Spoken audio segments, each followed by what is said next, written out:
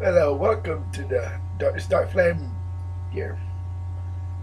And I am coming here. This is a Far Cry 4 Sabal Story review. But I talk about Far Cry 4, the Sabal Story. This is where you play through Sabal's side of the story. You know how you get into Far Cry 4, you start playing. And it gets to a point where you start to choose a side. Well, not like choose a side. Technically, you're choosing a side on who to side with, whether Amita or Sabal, to face pagan men. Not my previous review, I kept calling them Majin Buu for some reason. It's pagan men. Okay, pagan men. This organization called the Golden Path is trying to resist pagan men's rule. Now they do a good job of trying to paint pagan men as some sort of neutral bad guy-ish. He has really, I mean, they make him look like a bad guy, but is he really being a bad guy? He's only attacking people who are resisting, are part of the Golden Path. They claim that he's attacking innocent people and whatnot, and that his rule. They're really doing the exact same thing he did. Pagan men had to hire some goons to get in and overthrow the old raid. Now they're just doing the exact same thing he did. And it's just a cycle of people who try to overthrow the other. But I'm surprised the Far Cry 5 wasn't involving me trying to overthrow the next guy. It's me trying to overthrow somebody else. I might talk about Far Cry 5 in a video. So I'm gonna leave it Far Cry 4. I'm gonna save that for Far Cry 5's review. But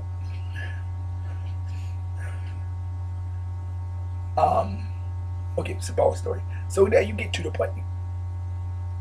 I'm gonna skip the first part.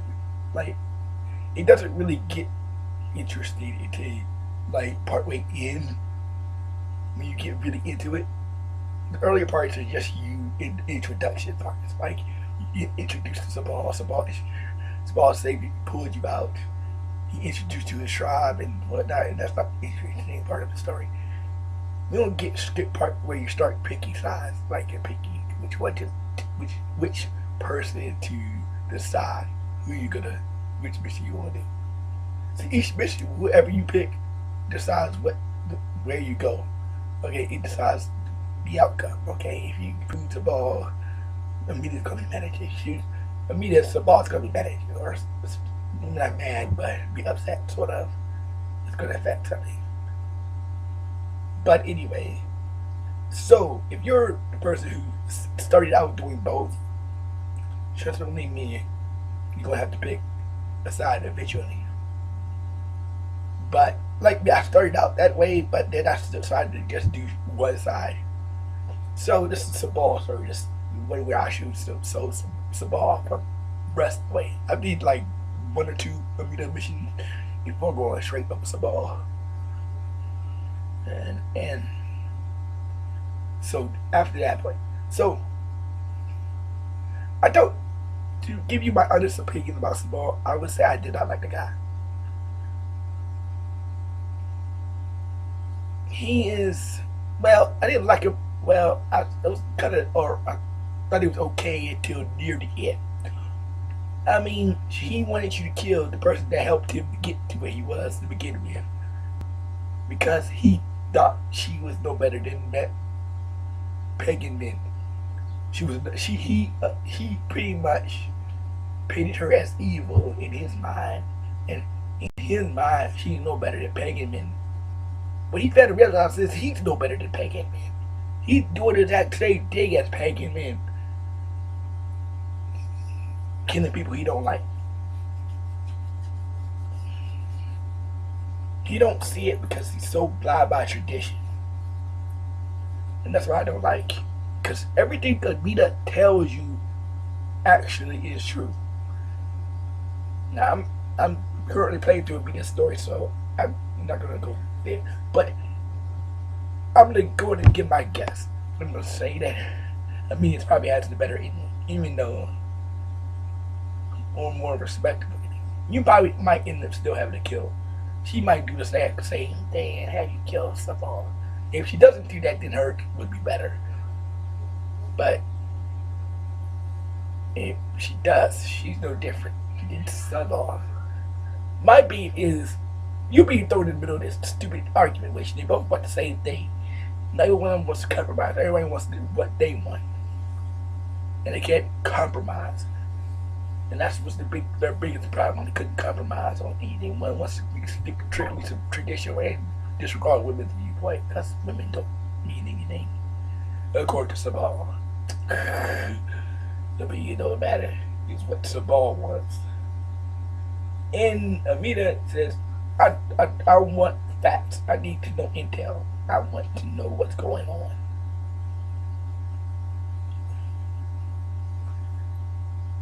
In some of the missions, it was better to have the intel than saving the men, and in some situations, it was better to save the men than do whatever she wanted. Like for instance, it was better to get the intel to save millions of innocent people's lives than to save a few men. And then in the other mission, it was better to destroy the drug mission than to save it in order to, because what is good is to have the drug state. I mean, you're not providing any benefits to the country. No country's going to buy drugs from you. I mean, unless it's pharmaceutical drugs that would actually benefit people. I mean, how is it helping you if you are the only one consuming it? That's like making weed and you're the only one who's freaking smoking it. I mean, drugs are supposed to be made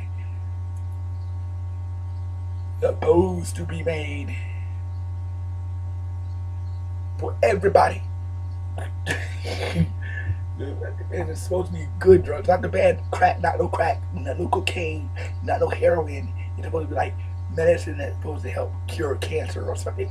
But the matter is, what they were really selling was real, actually not real good drugs. So I don't think her plan would have been that prosperous for the country. Getting high all the time, it doesn't help people. She had good intention, but there's lots of people who had good intentions, but it ended up going south really fast. But anyway, back to Sabal Story. Now, well, you are already doing that's actually connected, but Sabal here, he cares only about the humanity of people, saving military lives.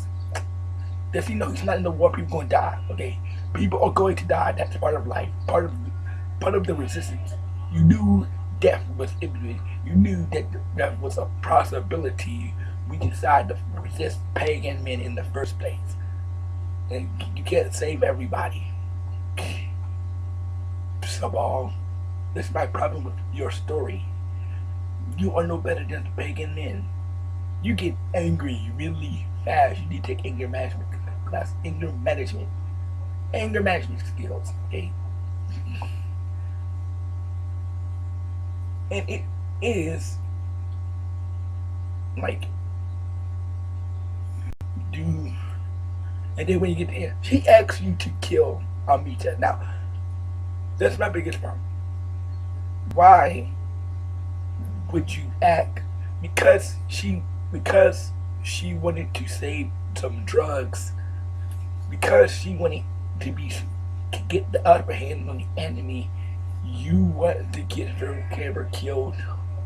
You want me to kill her for you because you're too much of a punk to do it yourself. He acts like a gangster, like like you can't kill him right then and there. Like, really, dude, I could put a bullet right to your eye right now. You don't tell me what to do. I tell you what to do. It's like I'm the pod. I'm like, am I the leader or what?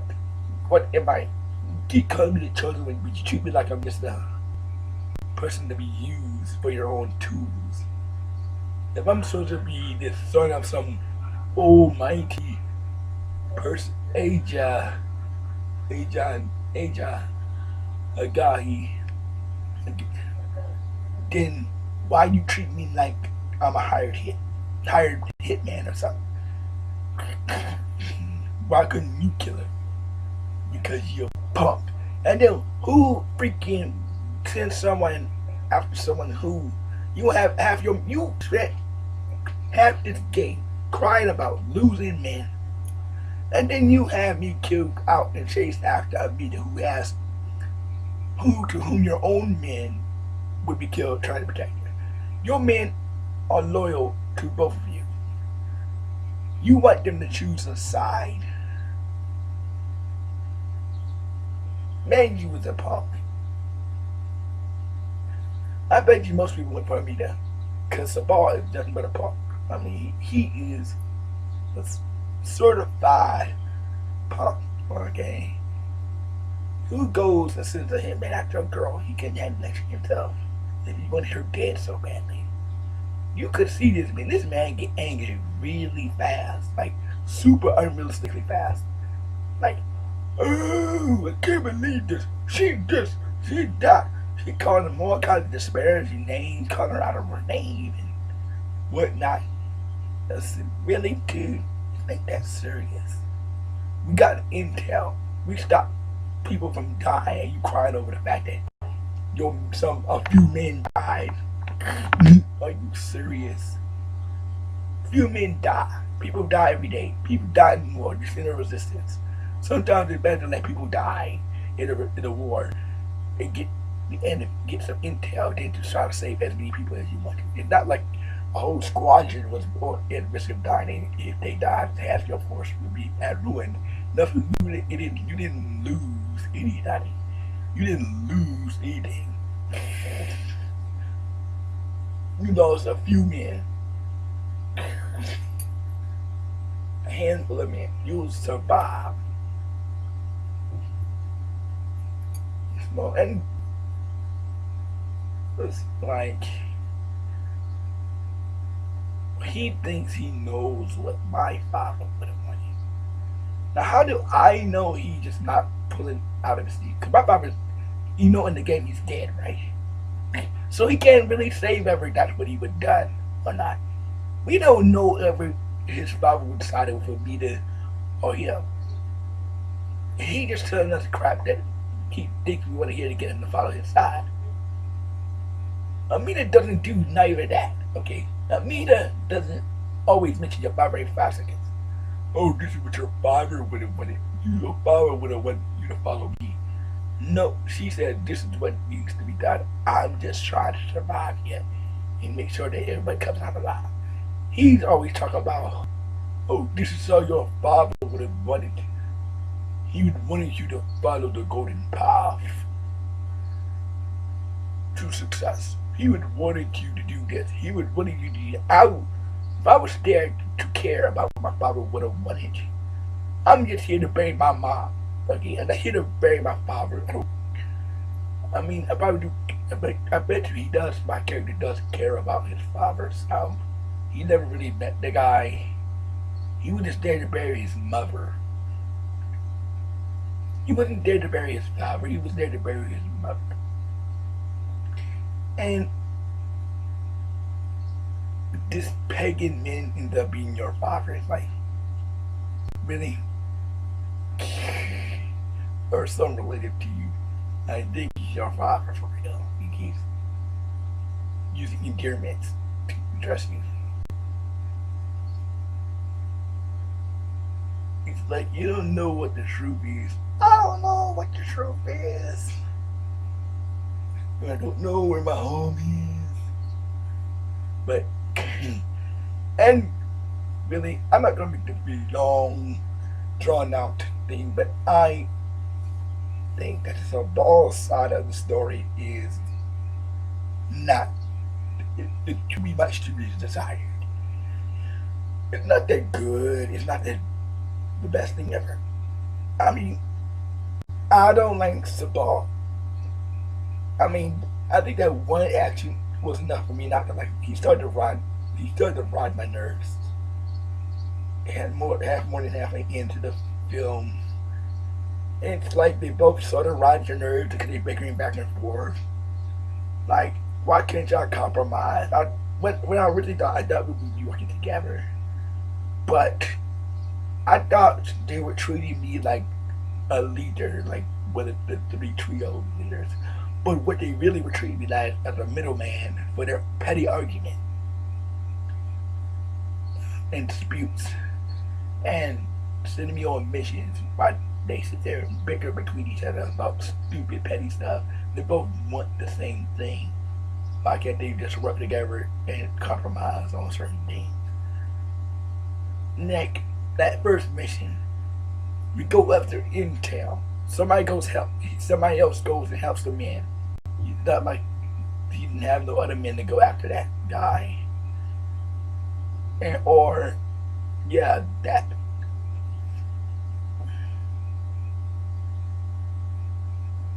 Or send some more men down there to help.